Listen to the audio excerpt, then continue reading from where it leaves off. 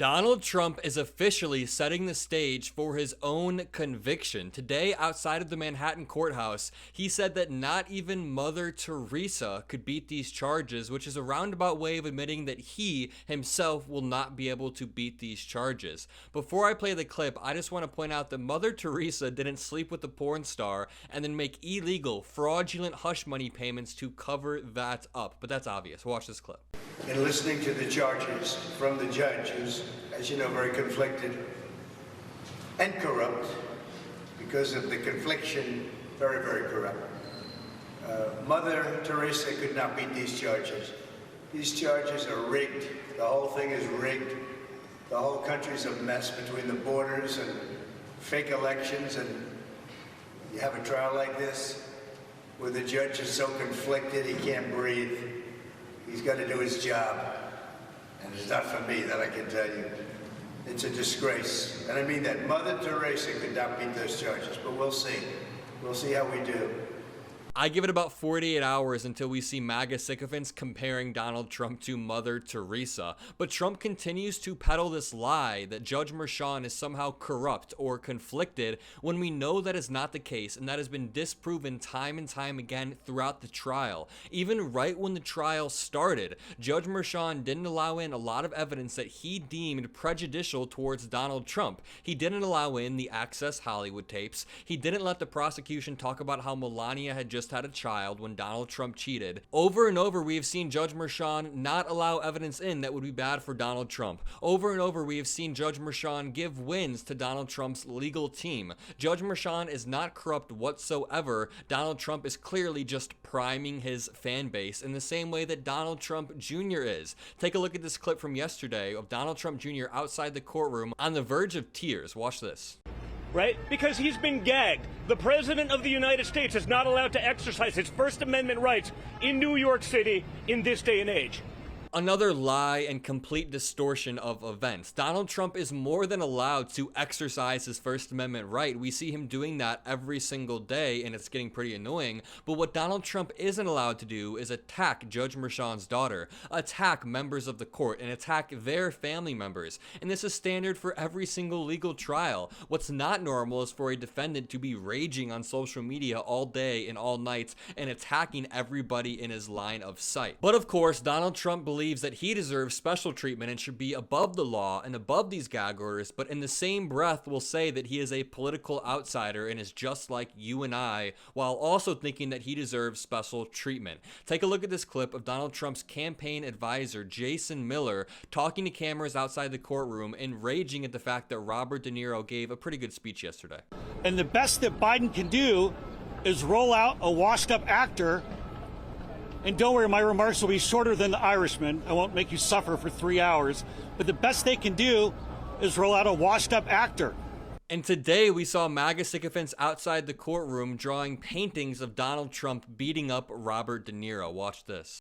Go, Citizen Scott. Oh, hey, hey, ho, ho. Robert De Niro has got to go. Hey, hey, ho, ho. Robert De Niro has got to go. Hey, hey, ho, ho. Truly deranged behavior coming from the MAGA cult, and it really does feel like Trump and his family are now accepting the fact that Trump is going to be convicted. I mean, we see Donald Trump Jr. melting down, but even if we go back to that statement Donald Trump just made outside of the courthouse about Mother Teresa, he is priming his fan base right there for a conviction. He does not seem confident in the outcome of this case, and it could be because the prosecution gave a pretty solid closing argument. So over more than 5 hours on Tuesday, a Manhattan prosecutor made his final case to the jury in Donald J. Trump's criminal hush money trial that the former president had orchestrated a conspiracy and cover-up to help him win the 2016 presidential election.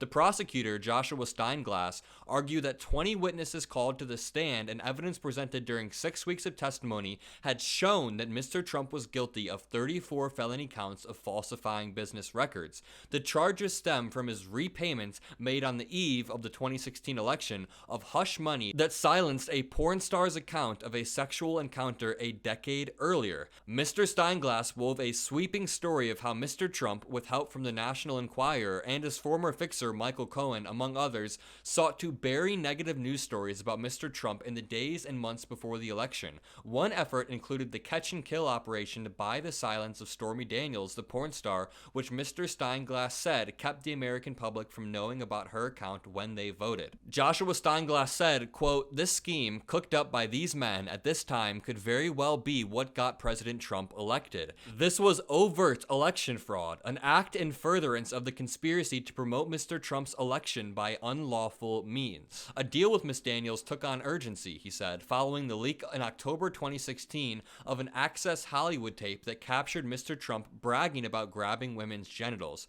Mr. Steinglass started his closing argument by countering the statements by Mr. Trump's lawyer Todd Blanche earlier in the day. He said that the Trump team's closing argument, which claimed that Mr. Trump was a victim of extortion, that's laughable, did not change the underlying facts of the case. And Mr. Steinglass noted, extortion is not a defense for falsifying business records. Mr. Steinglass acknowledged to the jurors that some of the witnesses had biases. Both Mr. Cohen and Ms. Daniels have talked publicly about wanting to see Mr. Trump convicted, and Mr. Cohen admitted on the stand that he stole money from the Trump org. But he said their testimony was credible and often corroborated by others who took the stand.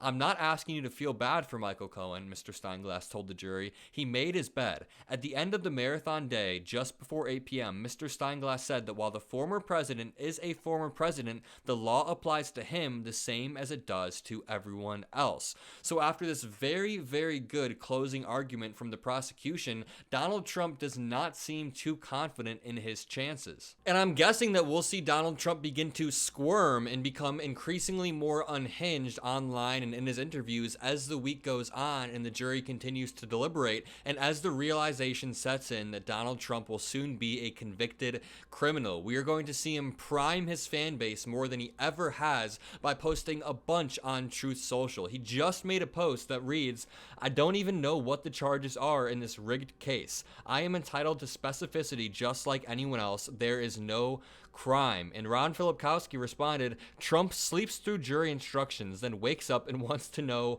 what's happened." But this idea that Donald Trump doesn't even know what the charges are that's not even possible. Number one, he's been sitting there for weeks. He knows what the charges are. The idea that he hasn't been entitled to any sort of specificity is also a lie. He sat there and saw everything that the jury also saw. He sat through all of the witnesses. He sat through all of the closing arguments. He absolutely knows what the charges are. And if he doesn't, that means he's either dumber than we thought or his lawyers are just keeping him in the dark. But he's obviously lying. He knows what the charges are. Either way, if you made it this far in the video, leave a comment letting me know how you think this trial will turn out. What will the outcome be for Donald Trump? I really enjoy hearing your guys' opinions on this stuff and reading through the comments. Make sure you leave a like on the video if you enjoy seeing Donald Trump squirm as much as I do. Hit that subscribe button. Most importantly, have a great day yourself.